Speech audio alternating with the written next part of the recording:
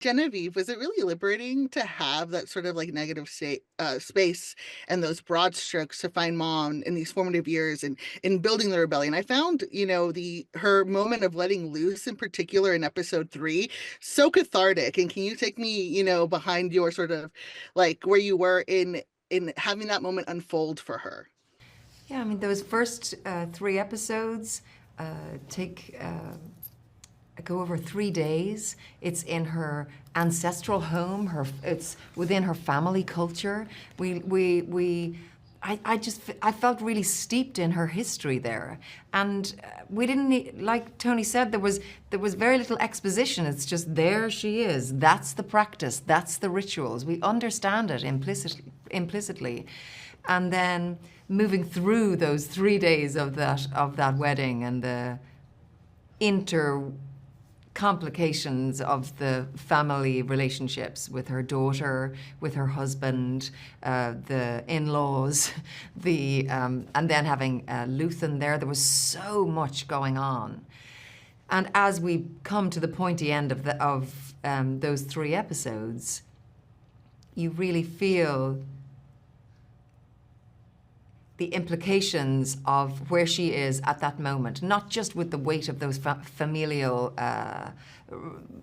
kind of that rigorous tension of what that wedding was, but then with Luthen being there and Luthen coming in with a clear eye in regard to her friend, Take Holma. And we know Take Holma so well from season 1. He was a fierce ally of hers. And so we start season 2 with him very loose, very tethered, or she sees that in him. It's like he's seeing those false gold idols of Davos Golden. He's drinking that in, and he wants some of that for himself, and that is an implicit threat. And of course, she sees the friend. She sees that that's maneuverable, but of course Luthen sees it much clearer. He's much more brutal in his vision, and he calls her on it. He calls her on her romanticism, and he kind of really asks her to be honest with herself in regard to what rebellion really takes. He asks her to have that blood on her hands, and she tacitly agrees. And so that moment that you're talking about, that crescendo of movement and culture and celebration, is also a woman just wrestling with her own internal chaos. It's such a beautiful moment, and the dancing and the drinking. I mean, Tony, what did you see as the strength and beauty of intercutting that with where everyone else is in that like moment of crossroads? We got my brother John, who's been with me forever, who's, just the master builder, post-production builder. We built a lot of crescendos we've learned how to build these crescendos in the movies we've made over the years, and then we did it in season 1, the funeral. We taught Ben Karen how to do it, our system. And so this was really gonna be a very complicated crescendo. We're using a piece of electronic dance music, which is really unusual.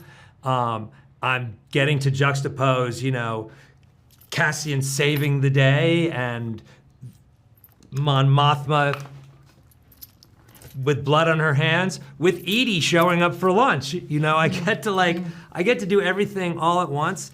I'm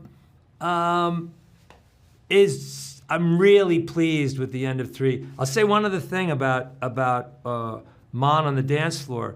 It does another thing.